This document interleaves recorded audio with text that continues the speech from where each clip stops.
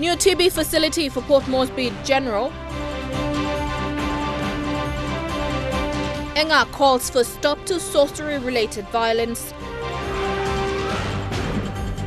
And former Guns Committee chairman says Parliament must listen. This is National EMTV News with Helen Sayer. Good evening and thank you for joining me with Thursday's news. Prisoners at the Buimo prison in Lae have refused to return to confinement in protest over the death of a fellow inmate early this afternoon. Sources inside the prison said the prisoners are asking to talk to the media about unsanitary conditions in their cell blocks, which are causing preventable diseases. The inmate was severely ill and died at the clinic. There is a confrontation between the prisoners of Buimo jail and warders this afternoon due to the death of a remandee. The death occurred from an outbreak of dysentery within the prison over a period of 6 months, which has claimed the life of 7 prisoners. Today's death resulted from the ignorance of warders and medical staff to attend to the prisoner. The remandee was taken to the Buimo clinic this morning after 2 weeks of dysentery. The officers are alleged to have not referred him to Enga, and he was kept in Buimo till he passed away this afternoon. The prisoners are calling on the CS Commissioner to set up an investigation team to look into this matter. National Capital District residents now have a new tuberculosis facility at the Port Moresby General Hospital. The new facility is complemented with a pathology lab aimed at improving access and diagnostics testing for TB. Prime Minister Peter O'Neill, who officiated the opening of the facility, says TB patients must take responsibility to complete their medications and prevent its spread. The standalone TB clinic facility will be able to conduct X-rays and sputum examinations of TB patients, adults and children daily. The 2-room facility is the relocation required to reduce the risk of other hospital patients and hospital staff from contracting TB. The new facility is to be named after Bougainvillean TB advocate, the late Dr. Joseph Koiri. We have a big, hairy, audacious goal, BHAG. That is, any patient coming with a presumptive diagnosis of tuberculosis should get their treatment diagnosis confirmed and treatment started within 4 hours of arrival. So that's a target which Dr. Moke, Dr. Sobi and his team have set for themselves, and we do hope to achieve that. This will go a really long way in combating tuberculosis, especially in the NCD region. Prime Minister Peter O'Neill, who opened the facility, says despite the limited resource and the challenges in the health sector, his government is committed to health and have fully funded the sector for 2018. TB is a very huge issue for many communities right throughout the country. And the increasing number of patients that are coming through to getting treatment for TB in our clinics is a growing concern. That is why facilities such as this, and of course getting information out to our communities and our families right throughout the country is very important. Mr. O'Neill says there are plans underway to construct district healthcare facilities which are specifically budgeted for in 2018. Together now our government is doing the same right across the country. Many of you hear the same stories like Enga Hospital. When we took over, our patients were sleeping outside on the veranda. Now at least we've built some wards and the facilities have been improved. While working with our partners, the Australian government, in building a new hospital there, we are still able to deliver basic services to our communities in that province. We are building a new hospital, 4-story hospital in Goroka, which is almost completed. We are, of course, now at the planning stages of building a new hospital in Wewak. As part of this program, our government in the recent 2018 budget, we see the need for hospitals right throughout the country. So first time in our history of our country, we put in money directly for district hospitals right across the country so that people can still have access to services. And that funding will go into building new district hospitals where some districts who do not have hospitals, they have got only healthcare centers. And this funding of 50 million kina is the start of a program that we are trying to build new hospitals right across the country that has been lacking for many, many years. The new facility would support the concept of screening and treating the family as a whole and the introduction of a new child-friendly TB medication in the country. The facility also encourages more adults and children, if they have experienced common symptoms such as coughing for 2 weeks, fever, night sweats, loss of appetite, and loss of weight, can visit the clinic and be treated on the spot. Stacey Yallo, National EMTV News. Poor nutrition affects the brain development of a child. Health Minister Sir Pukatemu says child development is crucial and children are to be fed the right meals. The national government has funded 2 million kina for nutrition, and Minister Temu says schools in the country will be targeted. He added healthy diet will be promoted. Studies have shown that there's a lot of poor nutrition to our children, and brain development is affected. And I want to mention with this opportunity that one of the areas that I will be working very closely with the Education Minister in regards to education, nutrition is this plus sale or all cheese pops, nambaut or outside the schools. This will have to stop. We will make sure that the schools have a food canteen where only health, sandwich and things are sold. And mothers must be health conscious to prepare their lunches according to none of this cheese pop, none of this ice cream, none of this hanging on the wall outside the schools and just selling children, our children. Because seriously, I want to tell the nation that poor nutrition is affecting the brain development of our children, and that's very dangerous to our future generation.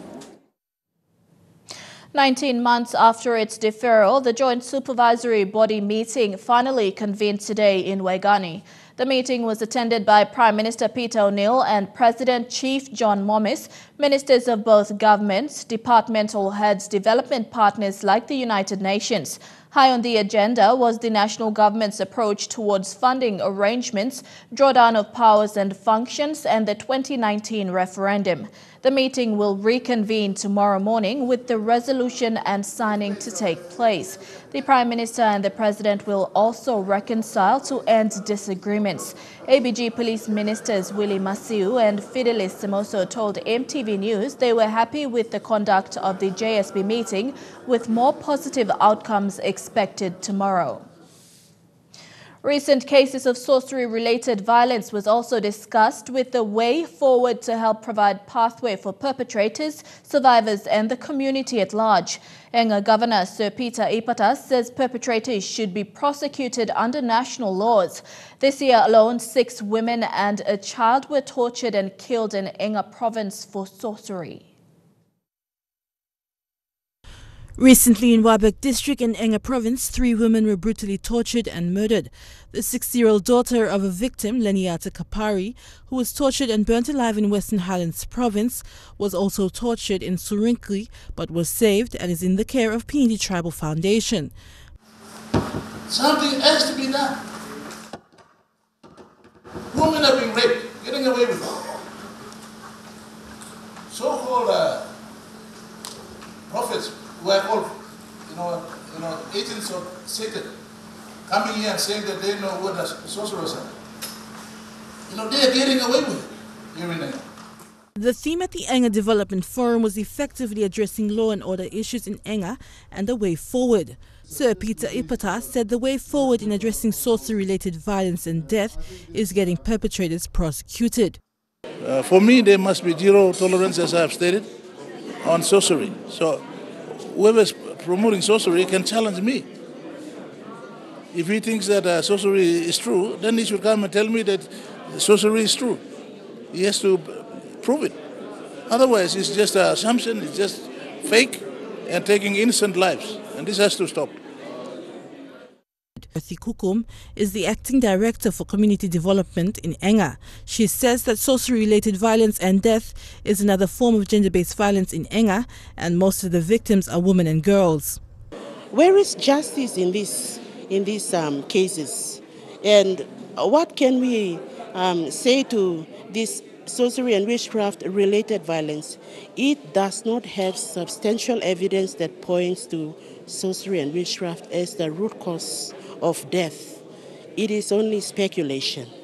It is an accusation-based violence. Therefore, because all the perpetrators tend to be male and all the victims tend to be female, it is another phase of gender-based violence. The community development in Enga received 150,000 kina grant each year from the provincial government and has already held workshops to have participants to go to communities and educate on sorcery-related violence.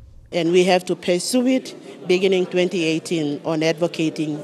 Meanwhile, member for Wabec, Dr. Lino Tom, says that there is a lot of lifestyle diseases in Enga and postmortems could be a possible way of convincing relatives that the disease did not die from sorcery.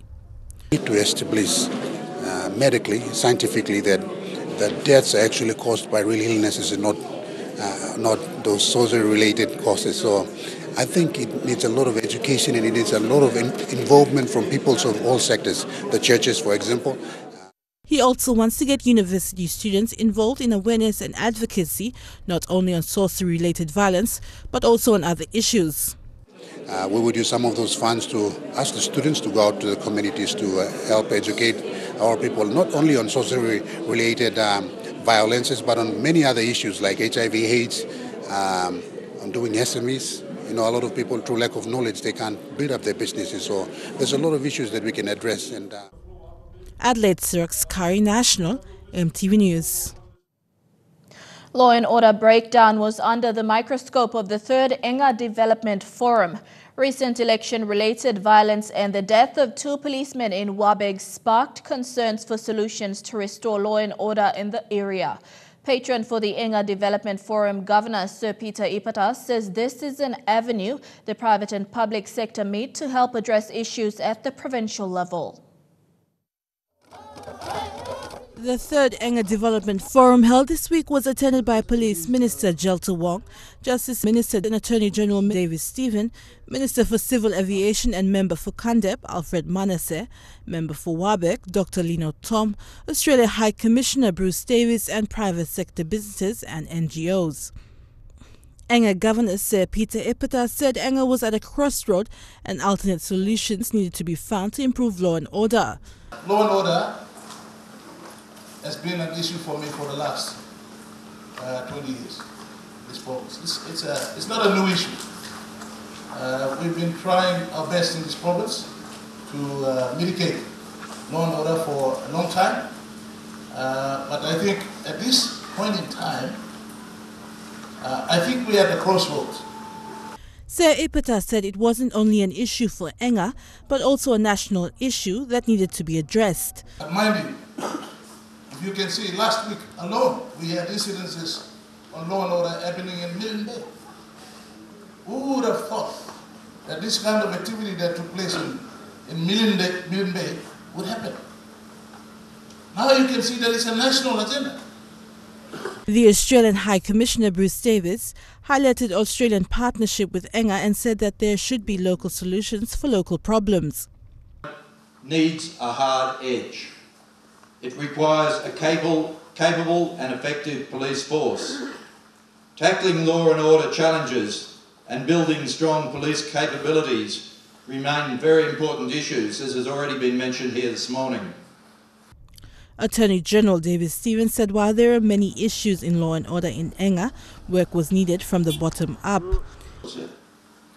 And I will be proposing that going into the future, where we see, especially where village courts and frontline law and justice sector delivery is concerned, where we see initiative and investment, like is happening in Enga, we in Waidani must be forced to partner with them. Police Minister Jelta Wong said he was new to Enga and wanted to hear about the issues and recommendations for policing in the province, and also added that community policing needed to be revived. I come here to find out what you can give me and what I can take away and put together with the Attorney General and come back here and solve things that happen in Enga. Enga Provincial Police Commander George Kakas said at most times police are outnumbered as there are only 250 police in Enga to the 500,000 people. Meanwhile, former PNGDF Commander and Guns Committee Chairman Jerry Singarok said there's a need to be a gun control ban to reduce gun violence in Enga Province. Right around Papua New Guinea has something to do with guns. Hold up, rape, home invasion, robbery, gun. Would you believe that every 15 minutes in Papua New Guinea there's an issue related to guns? That's serious. The Enga Development Forum was successfully hosted at the Enga Nursing College and was also attended by church missions, NGOs and intellectuals from the province. Adelaide Sirox Kari, National, EMTV News. The Boira community is yet to identify a piece of land to build what will be PNG's model village courthouse. Village Court Chairman Rigana Moy said this despite a groundbreaking ceremony held last week. This court facility was proposed 1 year ago by Chief Justice Sir Salamo Enga. However, no land has been made available as yet. Boira is one of the oldest villages in the Kairuku-Hiwi district of Central Province. The village court in Boira has been in existence since the colonial administration. It has been operating without any court facility. First of all, I need to build your courthouse. Rigana Moy, who has been the village court chairman for over 19 years, say because there are no court facilities, court hearings or mediations are conducted in the open, often under the shade of a tree. In the meantime, there's not organized when these parties are to call in and say this is the ground by the council. No. In 2016, Chief Justice Salamo Enga announced that Boira will become the first village court in PNG to have a model court facility built. 300,000 kina was allocated for this project. It has been 1 year and 3 months and the proposed building is yet to be built. The judiciary has been in touch with the Boira community. The judiciary has made a commitment to build a standard village courthouse that could be replicated by the executive government around the country. Village court officials say the lack of consultation between village elders and the councillor is causing the delay. But it is the village court officials' desire to have a proper court facility established in Boira. So that's what it is. First of it is kind of a really challenging one. The people must realize that they got to cater their land available for the courthouse. Last Friday, a groundbreaking ceremony was held to commence the construction of this proposed building. But village court officials are not sure when actual constructions will start. Building proper court facilities is an initiative the Chief Justice is implementing at all court levels in the magisterial and judicial services. The aim is to build facilities for court officials at all levels so court cases are properly addressed from inside courtrooms. Asking the government to start building proper court facilities for village courts, for them to sit, for them to operate from, and for them to keep their records and so forth. Thakla Gunga, National EMTV News. National EMTV News continues with more local stories after these short messages. Stay with us.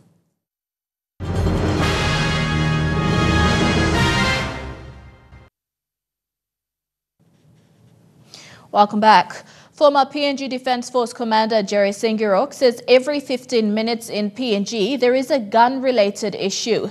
Mr. Singirok was the chairman of the Guns Control Committee set up in 2005 by Grand Chief Sir Michael Sumari. He's hoping the Guns Committee bill will be read in Parliament first sitting next year. In the report and survey the Guns Control Committee conducted in 2008 across PNG, the report found that 80% of Papua New Guineans did not want guns in their community. Police statistics have been taught also 80% of the crime right around Papua New Guinea has something to do with guns. Hold up, rape, home invasion, robbery, gun. Would you believe that every 15 minutes in Papua New Guinea there's an issue related to guns. The two-star former Major General gave his perception of guns during his time in the PNGDF and the Sandline crisis in 1997. Kiminja was shot in the thigh, and I had to take my first aid to try to tie his thigh, and in the process I was also shot. And today I have about 16 shrapnels on my left arm. He said he has now got reassurance from the Minister for Police, Minister for Justice and Enga Governor Sir Peter Ipetas that the gun control bill will be read in Parliament next year. And the members for Enga, MPs, will come together and form a team of politicians who will force the government, the Attorney General and the Police Minister to put something in place. The first reading of Parliament next year, the first reading of Parliament next year must involve Guns Control Committee report. Governor Sir Peter Ipetas said that he supports the gun control ban, and if he had it his way, there would be a ban and stricter gun licensing for the next 10 years. Advocate for banning gun. You know, I will make no apology to anybody. We don't need guns in this country, even for license. Why should be the privileged few? We're having issues now because some of these licensed people are the ones who are supplying to criminals. So for me, I'd like to see a total ban. Mr. Singarok gave a strong statement saying that guns were more life-threatening in PNG, just as HIV and AIDS. Gun keke yumista. Gun emosem. Guns emosem HIV, AIDS, emosem tuberculosis. You can get good building. You can get good office. You can get good car. That's all supposed. Gun kisim you. All there is something in me documents. Adelaide Sirokskari National, EMTV News. And now looking at our finance news, the kina closed unchanged at $0.3105 US in the interbank markets. At Bank South Pacific, your kina was buying $0.303 US, $0.393 Australian dollars, $0.2522 euro and 33.75 Japanese yen. Looking at commodity prices at New York close, gold is trading higher, coffee and cocoa closed higher, while copra closed the day lower. Crude oil is trading higher, copper closed higher, while palm oil closed the day lower. And on the stock market, the Dow Jones closed at 80.63 points higher, the ASX closed at 10.57 points lower, and the Ordinaries closed at 6.63 points lower. Here with Thursday's news, central government to increase fiscal revenue. Stay tuned for details.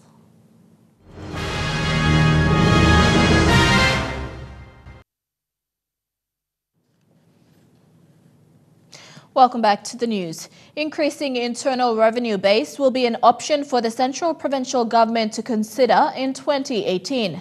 Central Governor Robert Agarobe said this while handing down the 2018 provincial budget today. Despite a significant cut to priority sectors, Governor Agarobe handed down a budget of 206 million kina before Assembly members and witnessed by the public. Governor Agarobe was joined by members of the Central Provincial Assembly, including 3 members of Parliament, to present and discuss the 2018 central budget. In his budgetary speech, Governor Agarobe made it clear that the 2018 financial year will have its challenges due to global economic trends. However, Governor Agarobe announced that the national government has appropriated 151 million kina as grants for 2018. This is 3.8% increase from 2017. Among the notables, Central is expected to see a significant decrease in sectors in its budget framework for 2018. These include the Administration Function Grant, Health, Village Code, Transport, Local Level Government and Land Mediators. Despite the significant decrease in funding allocation, the Central Governor says developing a smarter plan is the best option for Central people to benefit through delivery of relevant services. Governor Agarobe spoke highly of working towards increasing the internal revenue base to share the social and economic benefits. Karuku Iri MP Peter Iso Aimo also threw his support behind Governor Agarobe to be innovative and maximize local resource so people can benefit from outcomes. MP Iso Aimo believes Central has enough land to support its budget and increase internal revenue. For 2018, Governor Agarobe says key sectors to receive priority funding include economy, transport sector, disaster preparedness, early childhood learning and sports. Jack Lopave Jr. National MTV News. Since the closure of Gordon's Market, wholesalers are flocking into Boroko Market, causing influx in the market traffic. The NCDC Marketing Division is seeking to distribute wholesalers and retailers evenly so that there is space for everyone to properly market their produce. This issue was addressed today at the Boroko Market by the NCDC Marketing Division. Rex Kuman, Planning Supervisor for NCDC Market Division, addressed over 100 wholesale vendors from NCD and Central Province today.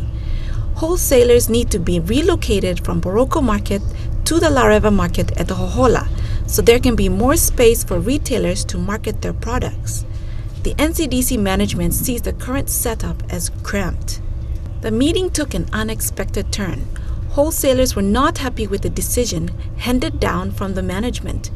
Boku Panis, a vendor at the Boroko Market, voiced his opinion on behalf of all the wholesalers.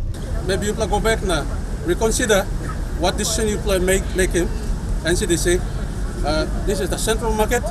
Unless you have reached an agreement with the central governor that central market be moved to Lareva, then we can move. Otherwise, the central market will remain here, and all the wholesalers will sell their goods here until the Gordon's Market is open. Kuman gave the wholesalers his word that he would take their concerns to the management.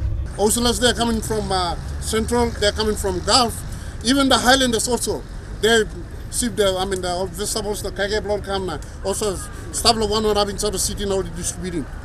Time only come here this market. Market am concerned from Ogataman, so Ogataman concerned Ogataman. So I'm authority lawyer, I'm need to provide more avenues for you market. Okay, lo display now. You look him. People try more get the best from me. You look him. Now people are creating all narrow markets where you can accommodate it there. Central, you market yet lo yeah. No can think the plan is and people push you out. No God.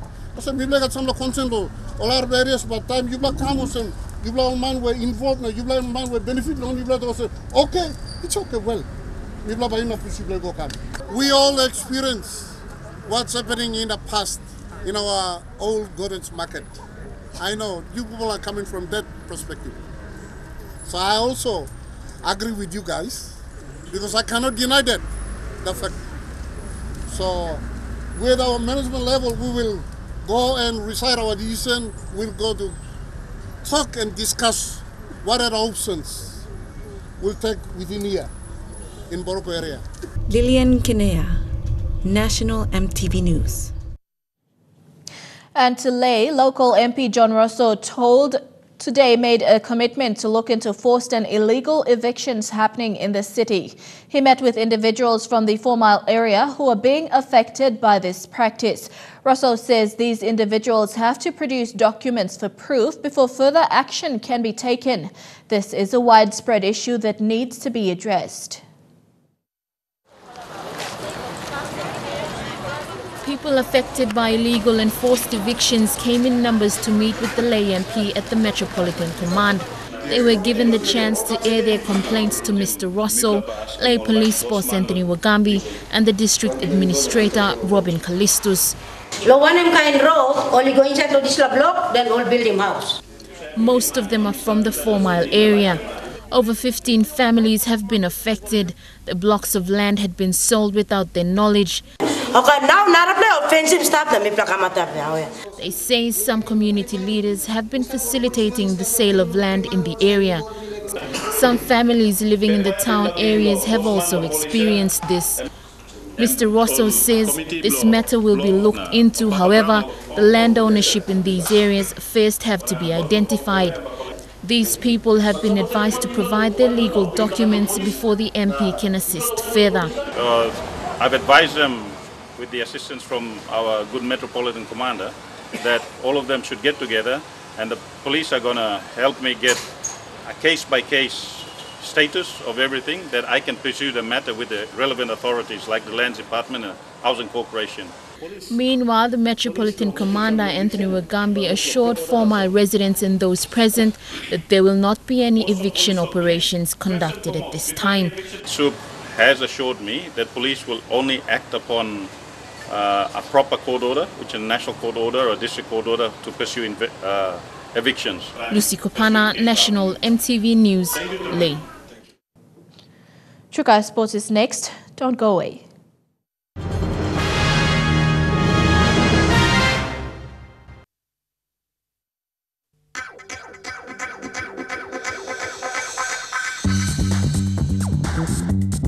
Trukai Sports.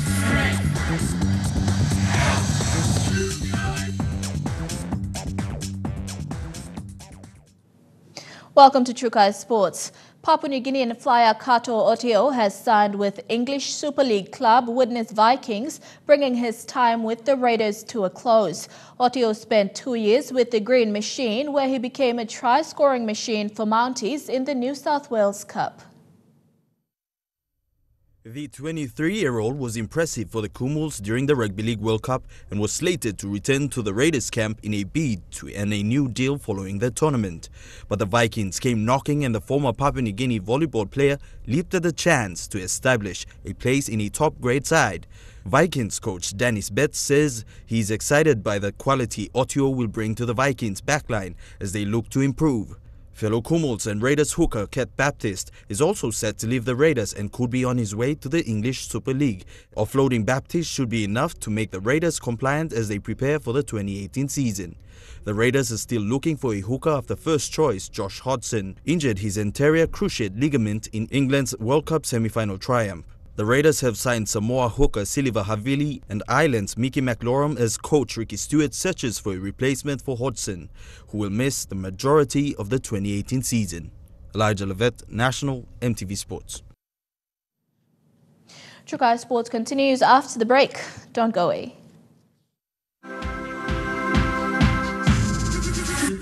Trukai Sports. Welcome back to Trukai Sports. To cricket, the Hebel PNG Under-19 Garmut started their Brisbane tour on a winning note after defeating a Queensland Under-19 representative team by 2 runs. These matches are in preparation for the ICC Under-19 Cricket World Cup in New Zealand next month, which the Hebel PNG Under-19 Garmuts have qualified for the 8th time. They will face Queensland's Under-15 representative side on Saturday and later on Monday as well. The members of the Pacific Games Council have given their full support in the legal action against Tonga for withdrawing from hosting the 2019 Pacific Games. This decision was made at the General Assembly meeting last Sunday in Port Vila, Vanuatu. Tonga Association of Sport and National Olympic Committee, in a statement, confirmed the decision was made by the full membership of the Council, including 22 countries and territories of the Pacific.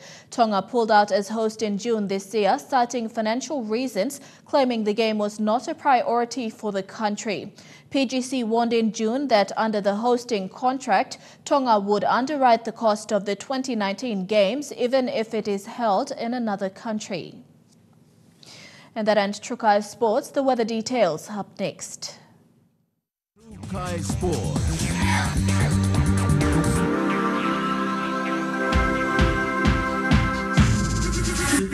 Trukai Sports. The weather details are proudly brought to you by Dulux Weather Shield. Worth doing with Dulux.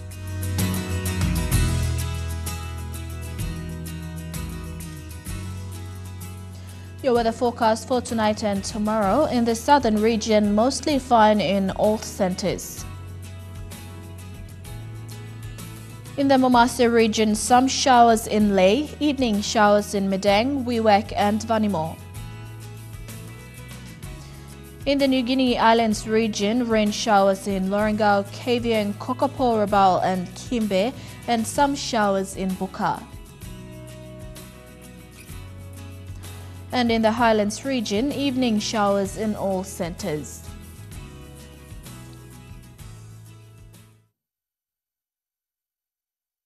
The weather details are proudly brought to you by Dulux Weather Shield. Worth doing with Dulux. And that's the news for Thursday, the 14th of December 2017. On behalf of the news team, pleasant viewing. Good night.